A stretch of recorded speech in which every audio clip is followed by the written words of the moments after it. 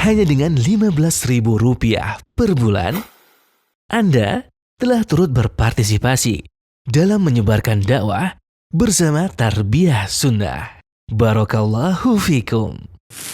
Bismillahirrahmanirrahim. Assalamualaikum warahmatullahi wabarakatuh. Alhamdulillahilladzi anzala as-sakinata fi qulubil mu'minin liyazdadu imanan ma'a imanihim. Walillahi junudus samawati wal ard. Wa kana Allahu aliman hakima. Wa ashhadu an la ilaha illallah wahdahu la syarika lah. إقرارا به وتوحيدا وأشهد أن محمدا عبده ورسوله صلى الله عليه وعلى آله وأصحابه وسلم تسليما مزيدا وبعد. Para pendengar radio Roja Cilengsi, Roja Lampung, Roja Palembang, Roja Bogor, Roja Tanjung Pinang, Roja Pontianak, Roja Berau, Roja Kendari, Roja Surabaya, dan Roja di kota-kota lain, para pendengar radio Tarbiyah Sunnah Bandung dan radio-radio lain, para pemirsa Roja TV, Persada TV, Niaga TV, dan TV-TV lain di mana saja Anda berada, juga para netizen melalui akun manapun di mana saja Anda berada.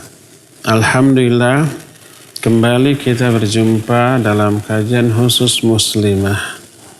Tapi tak terlarang bagi ikhwan yang laki-laki untuk mendengarkannya. Kita sudah menjelaskan beberapa jenis penyimpangan yang banyak dilakukan oleh para wanita, terutama dalam hal berpenampilan, berpakaian, mengumbar aurat, bertabarruj dan yang sejenisnya. Juga penyebabnya sudah kita bahas dan kiat untuk menghindarinya.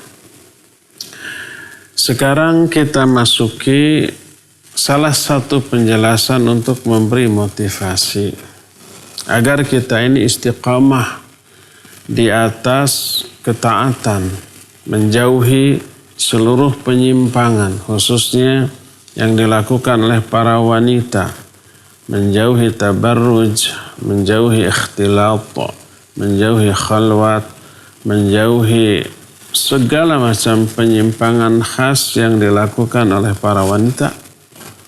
Ya, istiqamah di atas hal itu. Istiqamah di atas ketaatan kepada Allah, ketaatan kepada Rasulnya, dan tidak lupa ketaatan kepada suami-suaminya. Maka orang yang istiqamah terus, godaan itu pasti banyak. Ketika orang sudah berhijab, memakai kerudung, bahkan memakai niqab atau penutup wajah, godaan untuk membukanya kembali itu besar loh. Godaan dari diri sendiri secara internal, godaan dari lingkungan juga. Banyak faktor ya. Tapi tetaplah istiqamah. Demikian juga akhwat yang sudah memilih teman gaul yang baik-baik, yang solihah, yang taat, yang menjaga diri, menjaga batas-batas syariat. Itu godaan untuk kembali ke kawan-kawan lamanya, ke lingkungan yang buruknya itu besar. Ingin kembali ke sana karena pernah ada kenangan manis di sana dan yang sejenisnya. Tapi tetaplah istiqamah dengan memperhatikan, mengamalkan beberapa kiat yang sudah kita bahas di beberapa pertemuan yang lalu. Sekarang apa buah dari istiqamah? Buah dari istiqamah sungguh manis. Dunia sampai ke akhirat. Lahir ataupun batin kita. Untuk individu si pelaku istiqamah atau untuk lingkungan sekitar, keluarga, dan seterusnya. Buahnya teramat manis. Tak bisa dibandingkan dengan apapun. Apa saja buah dari istiqamah? Pertama, akan memperoleh ganti yang jauh lebih baik dibanding kesenangan yang kita tinggalkan karena Allah Azza wa Jalla. Tidak diragukan lagi bahwa bermaksiat itu menyenangkan. Makanya peminatnya jauh lebih banyak daripada ketaatan. Mabuk menyenangkan, berjudi menyenangkan, ya, berzinah menyenangkan, pacaran bebas menyenangkan, semua penyimpangan itu menyenangkan. Membuat hati adem sementara. Nah, karena tahu semua itu dilarang, Allah yang melarangnya. Kita tinggalkan. Allah akan ganti dengan yang jauh lebih baik daripada kesenangan yang kita tinggalkan. Berkata Syurai, berdasarkan hadis Nabi SAW, qauluhum, ucapan para ulama, ketika mengomentari hadis man taraka lillahi syai'an awadahu Allahu khairan minhu. Siapa orang yang meninggalkan sesuatu karena Allah, Allah akan ganti dengan sesuatu yang jauh lebih baik. Kata para ulama, haqqun wal iwad anwa'un mukhtalifah. Ucapan Nabi Sallallahu Alaihi Wasallam ini benar, sungguh benar. Dan pengganti yang Allah berikan itu beragam, bervariasi, berbagai macam jenis. Tapi wa ajallu ma yu'awwadhu bih. Ganti atau pergantian yang paling mulia yang Allah berikan, yang paling agung, yang paling berharga yang akan Allah berikan kepada orang tersebut adalah al-unsu billah wa mahabbatuhu wa tuma'ninatul qalbi bihi wa quwwatuhu wa nasyatuhu wa farhu wa ridahu an rabbih azza wa jalla. Pergantian yang Allah akan berikan yang termahal, terbaik, teragung adalah kenikmatan rohaniah ketika berdua-dua dengan Allah. Berdua-dua itu bisa dalam bentuk salat, terutama malam hari, nikmat. Bisa dalam bentuk curhat, berdoa kepada Allah Azza wa Jalla. Bisa dalam bentuk membaca Al-Quran. Dia akan sering salat malam. Dia akan sering berdoa. Dia akan sering berzikir. Dia akan sering membaca Al-Quran. Karena apa? Karena dia dapat sesuatu dalam semua amalan tadi. Sesuatu itu apa? Ini yang gak bisa diungkapkan. Hanya bisa dirasakan. Tenangnya hati. Lapangnya dada. Teduhnya kalbu kita. Ini kenikmatan rohaniyah. Wa mahabbatuhu, juga merasa bahagia dengan mencintai Allah. Serta lebih bergairah dan giat dalam melakukan ibadah serta ridha dari Allah Azza wa Jalla. Ini dijelaskan oleh Imam Ibnu Qayyim rahimahullahu ta'ala dalam kitab Al-Fawaid. Halaman 148 beliau menyatakan demikian. Lalu beliau menyatakan, "Fahadhihi sa'adah wa insirahu sadri bisababi tarki dzunub wa taharrur min asril ma'asi." Kebahagiaan ini, lapangnya dada tersebut, ketenangan jiwa tersebut disebabkan karena meninggalkan dosa-dosa, meninggalkan maksiat, meninggalkan penyimpangan, dan bebas dari belenggu keinginan untuk bermaksiat. Dia menjadi orang yang merdeka. Dia ini oleh Allah diumpamakan seperti orang yang berjalan di tengah cahaya yang terang benderang.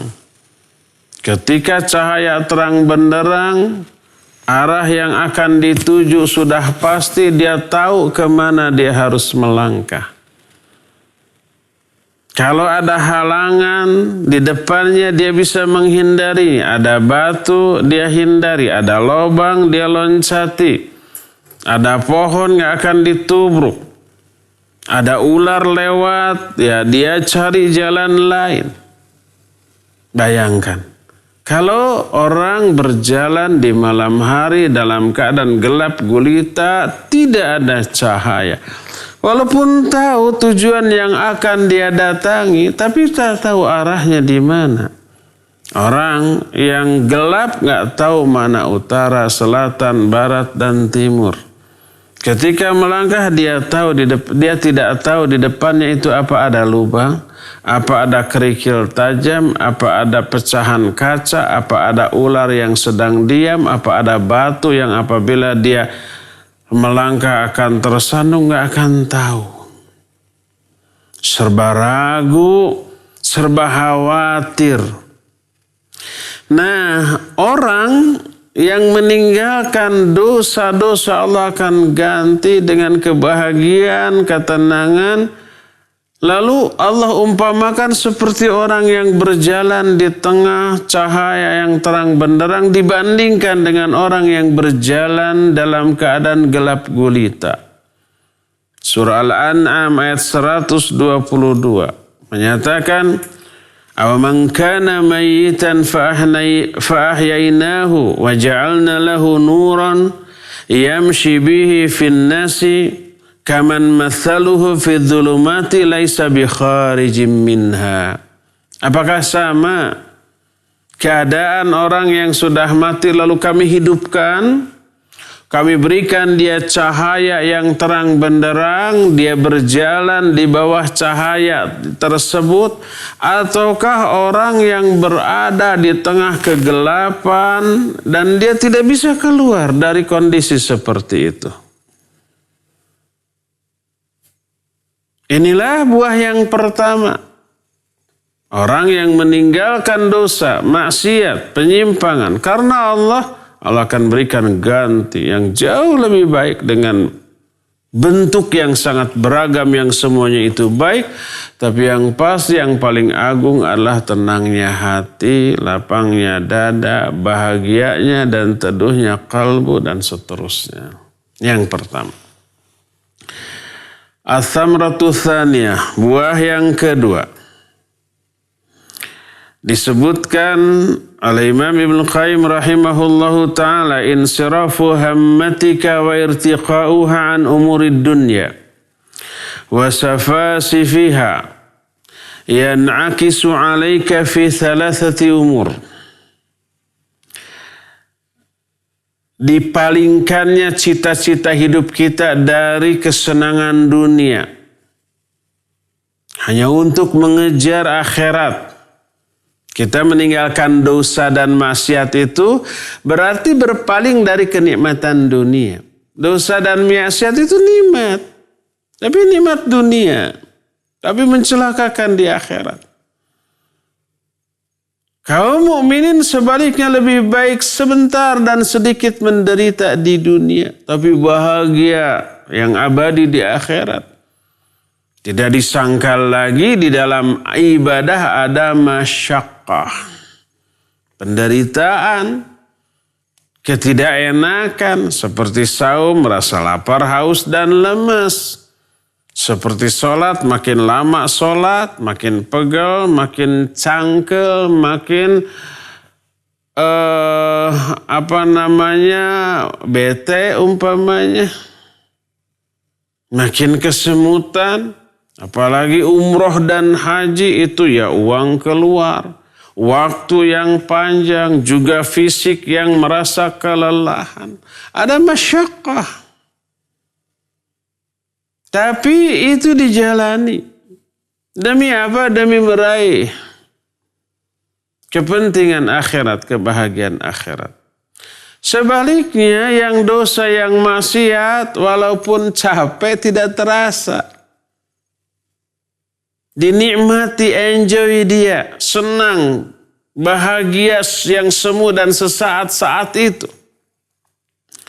Orang yang berpaling dari dosa dan maksiat berarti berpaling dari kesenangan hidup dunia.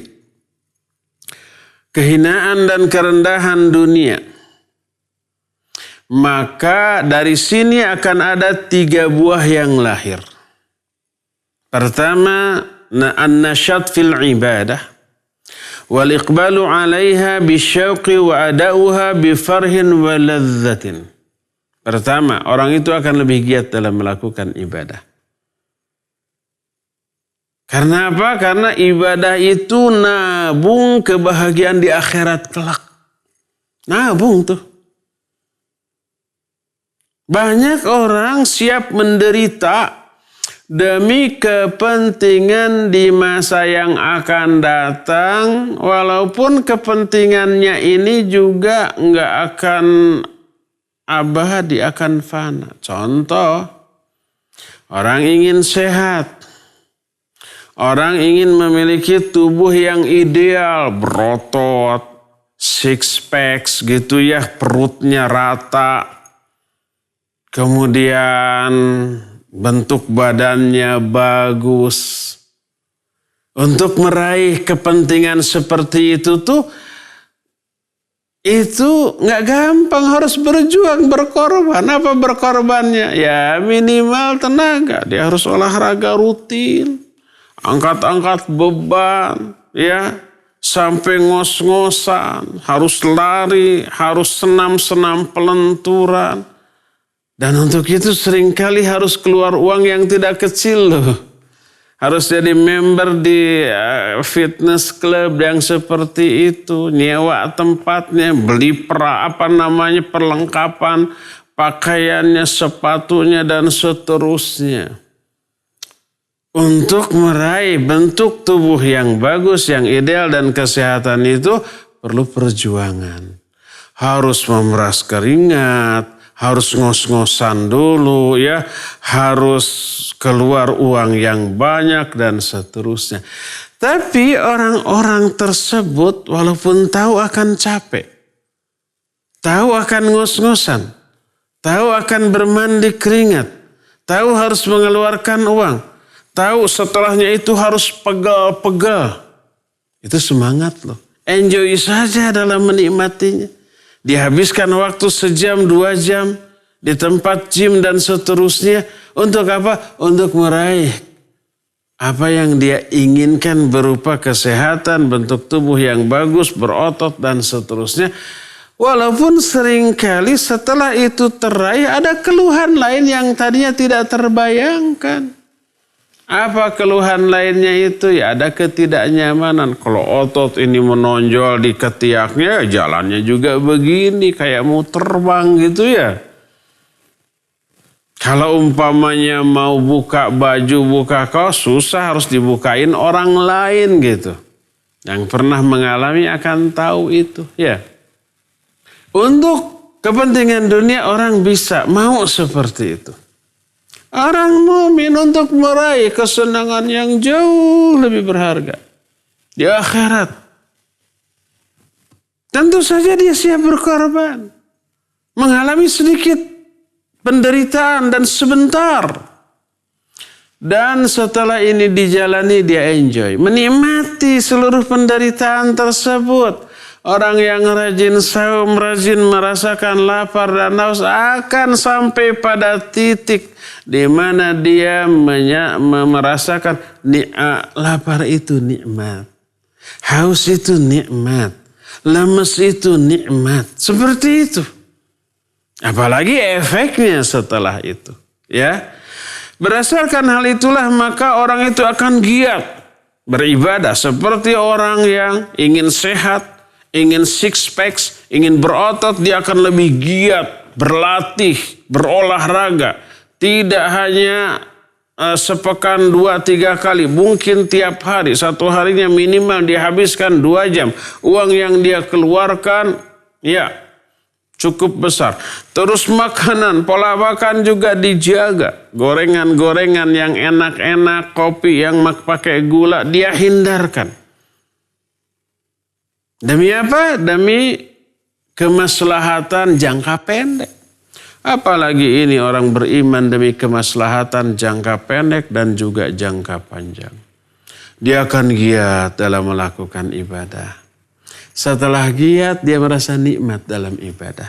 Setelah nikmat, dia merasakan kerinduan kepada ibadah. Dan ketika masa untuk ibadah itu tiba, dia akan menikmatinya dengan kebahagiaan yang tak terkira. Inilah buah yang pertama. Orang yang memalingkan kepentingannya dari dunia kepada kepentingan akhirat, pertama akan lebih giat beribadah. Akan merasakan kerinduan untuk ibadah dan kebahagiaan ketika ibadah itu dijalani. Apapun bentuk ibadah. Kedua, at-tafarruq li tarbiyatil abna 'ala al-wajhi sahih. Li istish'ariha anna hadhihi al-wadhifa al-asasiyah lil mar'ati allati yajibu an tusarrifa laha akbar waqtiha. Yang kedua, wanita, ini kan khusus pengajian muslimah. Wanita yang memalingkan kepentingannya dari kepentingan dunia kepada kepentingan akhirat akan lebih fokus dalam mendidik anak-anak mereka dengan cara yang benar. Karena dia menyadari inilah tugas pokok dia sebagai wanita dan di medan itulah dia itu harus menghabiskan seluruh potensi yang dimilikinya dan waktu yang dipunyainya. Itu ladang pahala, ladang ibadah, giat. Di sanalah pengguguran dosa dia, di sanalah ladang pahala dia. Sering saya ungkapkan hadis yang sahih dari Asma binti Yazid radhiyallahu anha. Dia mewakili para wanita datang kepada Rasul alaihi salatu wasallam lalu berkata, "Ya Rasulullah, inni rasulu mawwaraki minan nisa." Wahai Rasulullah, aku mewakili utusan para wanita yang ada di belakangku. Inna Allaha ba'athaka ila rijali wan nisa fa'amanna bik wa taba'nak. Sesungguhnya Allah telah mengutus engkau kepada laki-laki juga kepada wanita. Kami iman kepadamu dan kami mengikutimu. Wa inna rijala fuddilu bisolatil jum'ah wa syuhudil janazah wal jihadi fi sabilillah. Tapi sayang, kata para wanita tuh, para laki-laki diberi keutamaan amal yang tidak disyariatkan kepada para wanita, yaitu melakukan sholat Jumat. Wanita tidak wajib mengurus jenazah sampai ke kuburan, itu dapat 2 qirat pahala. 1 qiratnya itu apa? Sebesar gunung Uhud. 2 qirat. Wanita tidak. Dan jihad fi sabilillah. Kalau menang, wah, pahala banyak, dosa berguguran. Kalau mati, syahid surga tanpa hisab. Terus kata Asma apa? Kata Asma setelah itu, setelah menyatakan laki-laki ini diberi keutamaan amal 3 macam. Salat Jumat, mengurus jenazah sampai ke kuburan, dan jihad di sabilillah. Wa idza jahadu fi sabilillah rabbaina amwalahum wa auladahum. Ketika para suami, para lelaki pergi ke medan perang untuk jihad fi sabilillah, kami itu yang menjaga harta mereka, menjaga anak-anak mereka. Afanusyarikuhum fil ajri ya Rasulullah. Apakah kami berserikat dengan para laki-laki dalam hal pahala ya Rasulullah? Apakah kami juga memperoleh pahala yang sama dengan kaum laki-laki ya Rasulullah? Karena jihadnya kaum laki-laki tidak lepas dari peran istrinya. Kalau sekarang jihadnya tidak dalam bentuk perang, bagi kaum laki-laki yang bekerja ya mencari nafkah jihad. Sebagaimana perkataan Ibnu Mas'ud radhiyallahu anhu, talabul halali jihadun. Mencari harta yang halal itu jihad. Atau mencari ilmu juga jihad. Atau menyebarkan ilmu. Kalau suaminya itu umpamanya talibul ilm, pencari ilmu dan ilmu syar'i maksudnya. Dan atau umpamanya da'i ustadz mubaligh yang menyampaikan ilmu. Ketika keluar itu jihad fisabilillah. Nggak ada perang, itu jihadnya. Apa kami punya pahala yang sama dengan mereka ya Rasulullah? Itu kata Asma tuh. Apa jawab Rasul alaihi salatu wassalam? Beliau melihat kepada para sahabat. Lalu berkata, hal sami'tum maqalata imra'atin tas'alu an umuri diniha ahsana min hada? Apakah kalian pernah nggak mendengar pertanyaan seorang wanita yang bertanya tentang urusan agamanya yang lebih baik daripada pertanyaan wanita ini? Dijawab oleh para sahabat, tidak ya Rasulullah. Setelah itu Nabi SAW menyatakan, ini kan pertanyaannya terbaik nih. Insarifi Asma, wakhbiri mawaraki minan nisa. Sekarang kamu pulang hai Asma. Sampaikan tuh kepada para wanita di belakangmu bahwa bagusnya sikapmu kepada suami-suamimu. Baiknya sikap kalian kepada suami-suami kalian.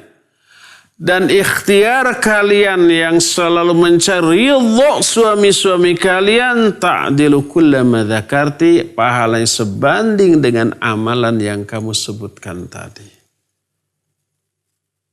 Peribahasa menyatakan di balik kesuksesan seorang lelaki selalu ada peran dari seorang wanita di belakangnya. Istrinya tuh. Kalau istrinya merongrong gitu ya, membuat pikiran suaminya memut, nggak akan sukses dalam hal apapun. Terongrong, harus memperhatikan istrinya, keluh kesahnya dan susah, akhirnya terganggu. Nggak akan sukses dia. Yang sukses itu karena ada peran seorang istri di rumahnya. Nah, menyadari hal itu, tugas pokok seorang wanita di rumah. Selalu mencari ridha suami dan menyenangkan suami. Dan kesenangan suami itu tidak neko-neko, tidak muluk-muluk. Cukup bereskan rumah tuh. Suami capek pulang kerja, lapar, mumet, banyak masalah. Pulang ke rumah disambut istri yang sudah mandi, sudah wangi, sudah cantik. Kemudian disambut dengan senyum yang manis, yang ramah, yang menyenangkan. Kondisi rumah ya beres, ya rapi, ya wangi.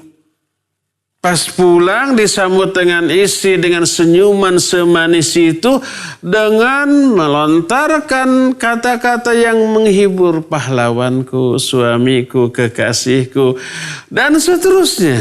Wah, itu mumetnya pikiran seketika hilang. Kelelahan berganti dengan kenyamanan.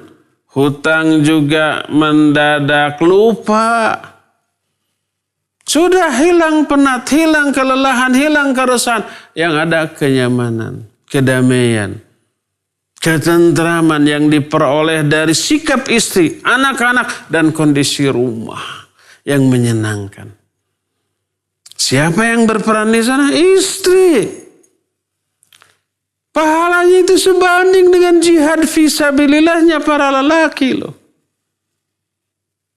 Oleh karena itulah maka wanita mukminah yang menyadari tugas pokoknya seperti itu, dia akan banyak mengorbankan waktunya, perhatiannya, tenaganya untuk membereskan rumah agar suami merasa nyaman, tenang, tentram berada di rumahnya. Menjadikan rumahnya sebagai surga baginya. Menyenangkan rumahnya, membuat rumahnya, menganggap rumahnya sebagai tempat terindah, tempat ternyaman, tempat yang paling menyejukkan dibanding tempat-tempat wisata manapun. Karena di rumah ada istrinya, ada anaknya, ada cinta, ada kasih sayang, ada kemesraan, ada romantisme, ada keceriaan yang tidak bisa didapat dari tempat lain. Oleh karena itulah maka dia akan habiskan waktunya, lalu dia akan didik anaknya. Membereskan pekerjaan di rumah itu memang seolah-olah waktu 24 jam itu nggak cukup. Dipotong istirahat, tidur, dan seterusnya ya. Tapi itulah medan jihad seorang wanita yang sebenarnya. Dia didik anak-anaknya agar menjadi anak yang soleh dan solihah. Dan itu dilakukan karena mengetahui bahwa anak itu adalah harta yang memiliki investasi yang super mahal untuk di akhirat. Rasul sallallahu alaihi wasallam bersabda, "Idza mata al-insan inqata'a 'amaluhu illa min thalathin." Kalau seorang laki-laki, seorang manusia mati, terputus semua amal. Maksudnya pahala dari amalnya terputus. Pahala sholat terputus. Dia nggak bisa dapat pahala lagi dari sholat. Karena nggak bisa sholat lagi setelah mati. Pahala saum juga begitu. Pahala semua amal ibadah. Kecuali 3. Pertama, sedekah jariyah. Kedua, ilmu yang bermanfaat. Yang ketiga, wa waladin sholihin yad'ulah. Anak soleh yang akan mendoakan dia nanti. Setelah kematian, dia perlu tambahan pahala, perlu upaya untuk menggugurkan dosa. Setelah mati, setelah masuk lubang kubur.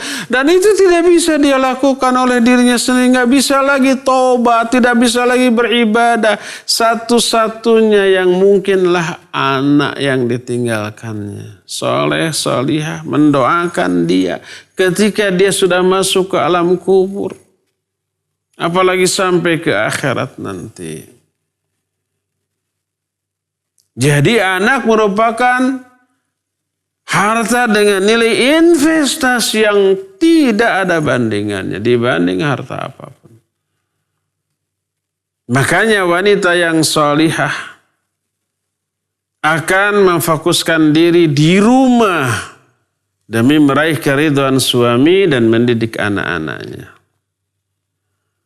Itu yang kedua. Ketiga, efek baik dari wanita yang memalingkan kepentingannya dari kepentingan dunia kepada kepentingan akhirat adalah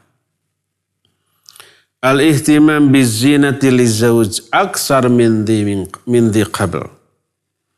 Wa istis'arun azimin haqqihi fi dzalika fi hududi ma abaha syar'. Ketiga, wanita yang solihah tersebut akan lebih mementingkan berhias untuk suaminya dibanding sebelumnya. Karena dia menyadari agungnya, besarnya hak suaminya atas dirinya. Dengan makna begitu besar kewajiban seorang istri kepada suaminya. Sampai suaminya menjadi penentu istrinya itu ke surga atau ke neraka. Bukan sekedar ibadah yang dilakukan oleh seorang wanita, rajin sholat, rajin saum, rajin baca Quran, rajin ke pengajian. Nggak hanya itu, tapi sikapnya kepada suami gimana? Ketika ada seorang wanita datang kepada Rasul SAW ditanya, bagaimana sikapmu kepada suamimu? Dia bilang, semua perintah yang mampu aku lakukan. Perintah dari suamiku, kecuali yang aku tidak mampu lakukan. Apa kata Nabi SAW? Fangzuri kaifa anti lahu, fa innahu jannatuki wa naruk. Perhatikan bagaimana sikapmu kepada suamimu, karena suamimu adalah surgamu atau nerakamu. Sampai-sampai Nabi SAW menyatakan, "Lau kuntu amiran ahadan liyasjuda li ahadin, la amartul mar'ata litasjuda li zawjiha li'admi haqqihi 'alaiha." Seandainya aku berhak menyuruh seseorang untuk sujud kepada orang lain, niscaya aku akan perintahkan para wanita untuk sujud kepada suaminya. Li'admi haqqihi 'alaiha, karena besarnya hak suami atas istrinya. Maka dia akan lebih fokus. Jadi di rumahnya dia akan fokus ibadah, fokus membereskan rumahnya dan mendidik anak-anaknya, fokus untuk berhias hanya untuk suaminya seorang. Inilah tiga jenis buah yang akan lahir dari seorang wanita yang memalingkan kepentingannya dari kepentingan dunia kepada kepentingan akhirat. Dan inilah buah kedua dari istiqamah. Buah yang ketiga dari istiqamah adalah, ini yang sangat super penting. Para wanita itu banyak permasalahan,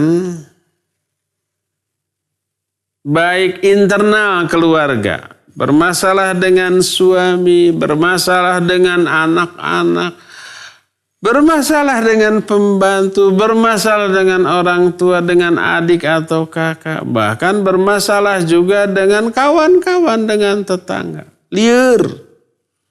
Itu dari aspek sosial, belum dari aspek ekonominya.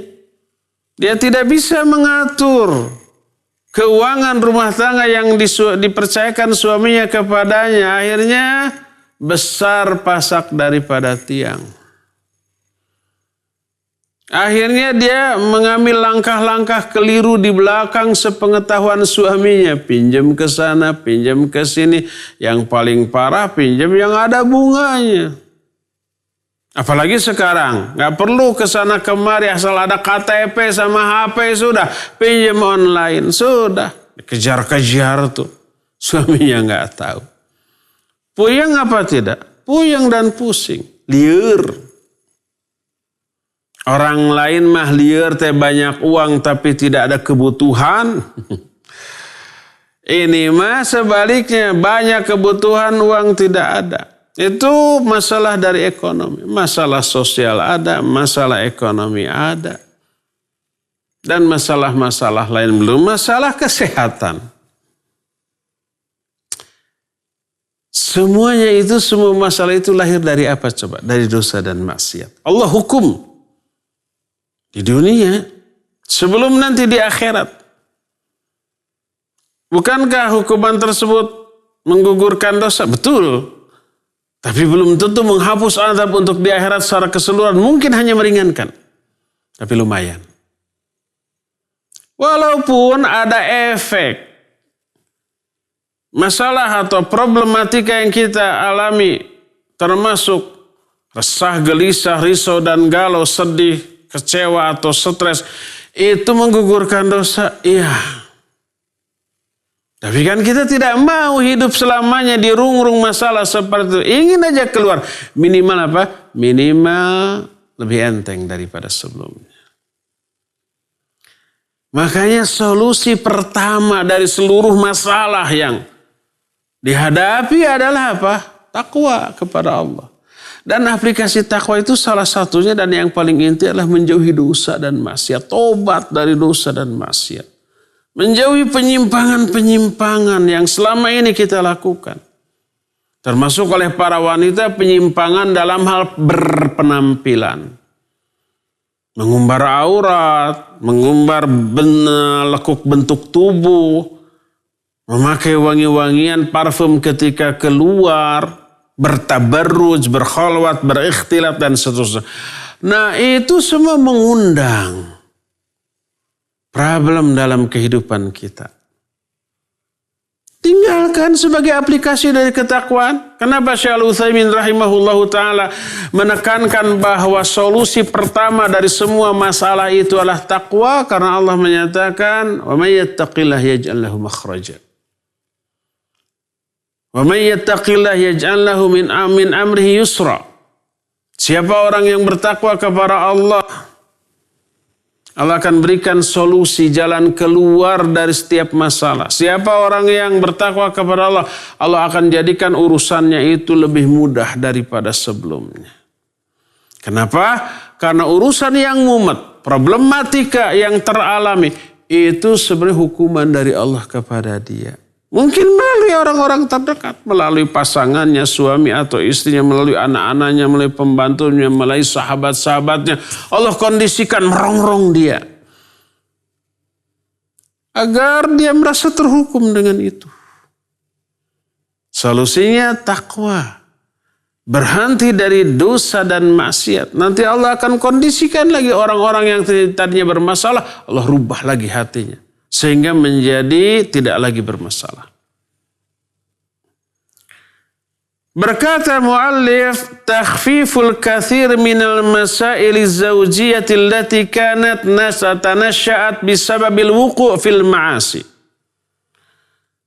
Athamratu thalithah, buah yang ketiga dari istiqamah di atas kebenaran.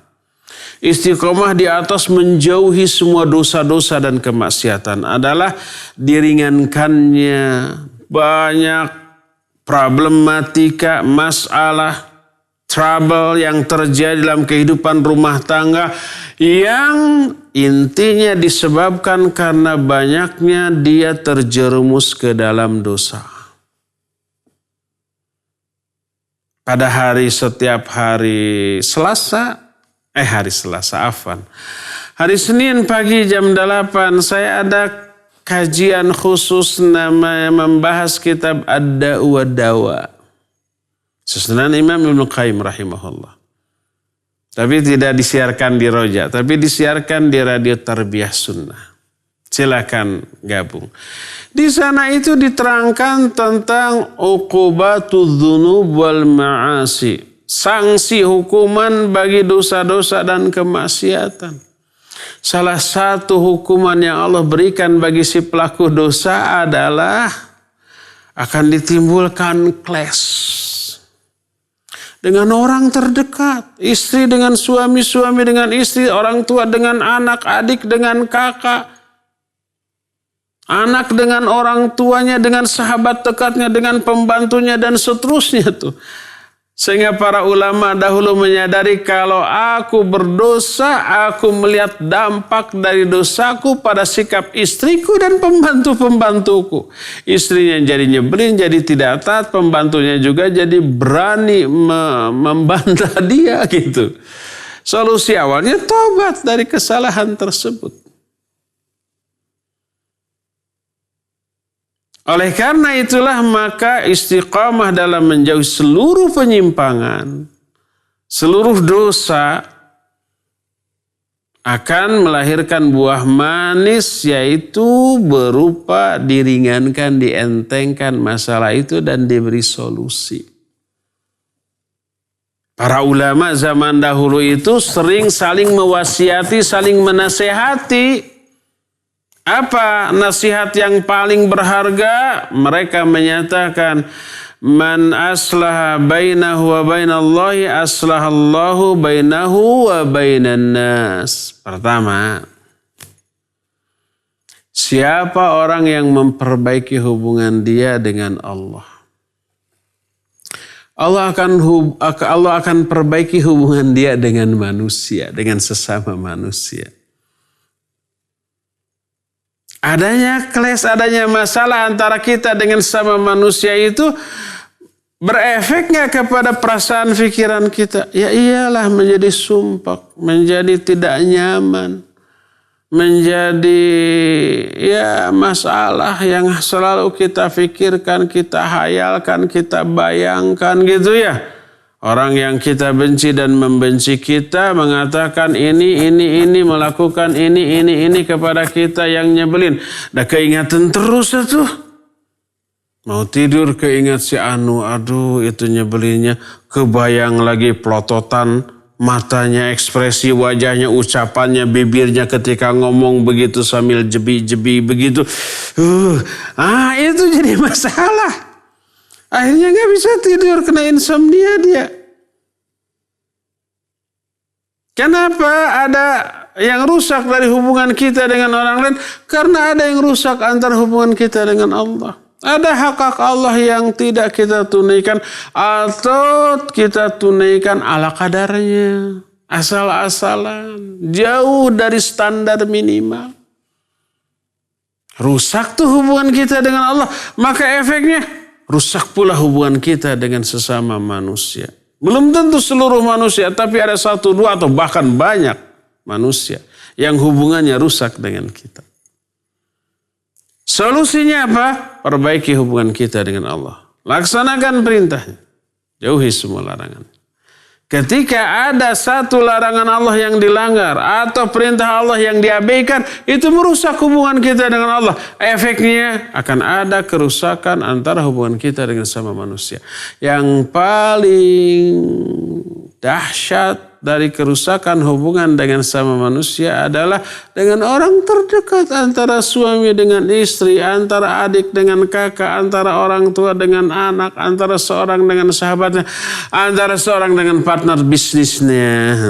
Puyeng tuh. Kadang-kadang sebodoh amat jeleknya hubungan dengan dia, nggak akan berjumpa lagi. Tapi ini nih urusan bisnisnya ya jadi liar, jadi manjang, jadi ngebuntut bangkong. Buntut bangkok itu panjang sampai tidak berujung gitu. Seperti itulah. Man aslaha bainahu wa bainallah aslahallahu bainahu wa bainan nas. Siapa yang perbaiki hubungan dia dengan Allah, Allah akan perbaiki hubungan dia dengan sama manusia. Terus apalagi wasiat para ulama? Man aslaha sariratahu aslahallahu alaniyatahu. Tuh. Siapa orang yang memperbaiki sarirahnya. Sarirah itu aspek batinnya, aspek hatinya. Menyangkut akidahnya, menyangkut tauhidnya, menyangkut kebersihan hati, tawakalnya, mahabbahnya, rojaknya, ikhlasnya.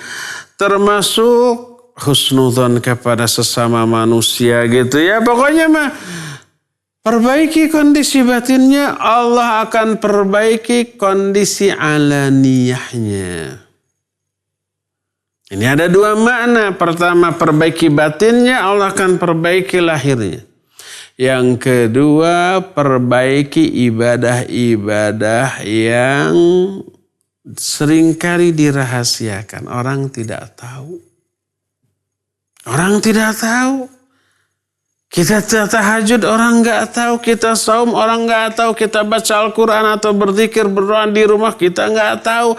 Orang melakukan sholat sunnah, kita melakukan sholat sunnah di rumah, orang nggak tahu. Di masjid hanya sholat fardu, qabla ataupun ba'da, kecuali tahiyatul masjid. Harus di masjid itu.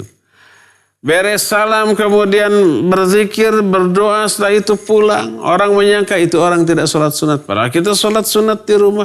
Pokoknya aspek rahasianya diperbaiki. Maka alaniyahnya. Alaniyah itu nama baik dia di hadapan banyak orang. Allah akan perbaiki. Allah yang akan mengharumkan nama orang itu dalam pandangan banyak manusia. Jadi istiqamah di atas kebenaran, menjauhi dosa dan maksiat, dan selalu istiqamah di atas hal itu akan diperingan. Masalah-masalah dalam kehidupan kita bahkan bisa dihilangkan. Inilah buah yang ketiga. Buah yang keempat dari istiqamah adalah hiya misdaqu qauli Rasul sallallahu alaihi wa alihi wasallam, man amila bima alima awrathahu Allahu ilma ma lam ya'lam. Apa yang dikatakan oleh Rasul sallallahu alaihi wasallam akan terbukti pada dirinya. Apakah itu? Nabi menyatakan siapa orang yang mengamalkan ilmu-ilmu yang sudah diketahuinya, maka Allah akan ajarkan kepada dia ilmu-ilmu yang belum diketahuinya. Kita sudah mengetahui wajibnya menutup aurat, kita amalkan. Kita sudah mengetahui haramnya berkhalwat, berikhtilat, tabarruj, nyanyi-nyanyi dan seterusnya. Kita amalkan. Apa akibatnya? Berarti mengamalkan ilmu. Akibatnya Allah akan ajarkan kepada dia ilmu yang belum diketahuinya. Oleh karena itulah maka Allah nanti akan permudah bagi dia untuk belajar ilmu lain. Dibuka aja kesempatan yang tidak kita duga. Allah pertemukan kita dengan orang, dengan guru yang baik, ikhlas tulus, hanya lillahi ta'ala, tidak minta bayaran. Metodologi yang dia terapkan dalam mengajar begitu bagus, mudah difahami. Ada halakoh-halakoh ilmu yang tiba-tiba dimudahkan oleh Allah bagi kita untuk memperolehnya. Intinya semua aktivitas ibadah dan amal soleh merupakan aplikasi dari pengamalan ilmu, maka berefek Allah akan memudahkan bagi kita untuk memahami ilmu-ilmu yang lainnya. Sesuai dengan beberapa firman Allah dan hadis Nabi SAW. Kata Allah Azza wa Jalla dalam Al-Quran, ya ayyuhalladzina amanu in tattaqullaha yaj'al lakum furqana wa yukaffir ankum sayi'atikum wa yaghfir lakum. Hai orang-orang yang beriman, kalau kamu takwa kepada Allah, maka Allah akan berikan furqan kepada kamu. Furqan ini artinya ilmu. Dengan ilmu kita bisa membedakan mana hak, mana batil, mana sunnah, mana bid'ah, mana adat, mana ibadat, mana salah, mana benar, mana maksiat, mana taat. Ilmu itu Allah akan berikan furqan, artinya Allah akan berikan ilmu kepada kalian. Maknanya Allah akan mudahkan bagi kalian untuk memahami ilmu. Allah buka jalan, tiba-tiba Allah pertemukan dengan orang yang bisa mengajari kita. Wattaqullahu yu'allimukumullah. Bertakwalah kalian kepada Allah, Allah akan berikan ilmu kepada kalian. Dan sebaliknya dari takwa. Apa sebaliknya dari takwa? Ya dosa dan maksiat lah. Kalau takwa melaksanakan semua perintah dan menjauhi semua larangannya, sebaliknya berarti apa? Dosa dan maksiat, mengabaikan perintah dan melanggar larangan. Itu menjauhkan kita dari ilmu. Jangankan ilmu yang belum difahami, yang sudah difahami juga bisa hilang, bisa lupa lagi. Lihat tuh pengalaman Al-Imam Syafi'i, Al-Imamul Jalil, imam yang mulia Imam Syafi'i rahimahullahu ta'ala. Beliau membuat satu bait syair yang diambil dari pengalamannya, syakautu ila waqis wa hifdhi farsyadani ila tarkil ma'asi wa akhbarani bi anna al-ilma nuran wa nurullah la yuhdal asi. Aku mengeluh, curhat kepada Imam Waqi tentang buruknya hafalanku. Imam Syafi'i lupa terhadap sesuatu. Farsyadani ila tarkil ma'asi. Beliau memberikan bimbingan kepadaku agar aku meninggalkan maksiat. Wa akhbarani bi anna al-ilma nurun wa nurullah la yuhdalil asi. Lalu beliau menerangkan kepadaku bahwa ilmu itu cahaya dan cahaya Allah tidak akan diberikan kepada orang yang maksiat. Salah satu penghalang kita dari ilmu adalah maksiat. Ini sebabnya kenapa ahli maksiat itu enggan untuk hadir ke majelis ilmu. Ada aja alasannya. Sebab orang kalau sungguh-sungguh untuk meraih sesuatu yang dia inginkan, yang pasti manfaat seperti ilmu, pasti dia akan mencari 1000 jalan untuk meraihnya. Tapi kalau tidak bersungguh-sungguh, dia akan mencari 1000 alasan untuk tidak menghadirinya. Ada aja alasan yang kadang-kadang tidak masuk akal. Ayo kita hadir ke kajian. Enggak, saya mah lebih afdol, lebih kayaknya efektif baca sendiri. Salah, keliru besar, berbahaya baca sendiri mah ya. Bisa salah faham. Sampai para ulama menyatakan man kana ustadzuhu kitabahu fa khata'uhu aktsaru min shawabi. Siapa yang gurunya adalah kitabnya, berguru ke kitab, ke buku, kesalahannya akan lebih banyak daripada benarnya. Bahaya. Jangan autodidak. Apalagi dalam mempelajari Islam. Bisa salah kaprah, salah faham. Ada aja alasan. Kenapa? Pada hakikatnya hatinya enggan untuk duduk di majelis yang sangat mulia yang disebut taman surga oleh Rasul sallallahu alaihi wasallam. Jadi siapa orang yang mengamalkan ilmu apapun, Allah akan permudah bagi orang itu. Untuk memahami ilmu-ilmu lainnya, Allah akan berikan hidayah untuk selalu mencari ilmu, baik hadir ke kajian di saat yang memungkinkan, ataupun sekolah yang resmi, pesantren, atau ikut program yang sejenis itu. Kalau sekarang di yayasan kita ada TSL, Tarbiyah Sunnah Learning, ada jarak jauh, ya. Bagaimana saja caranya?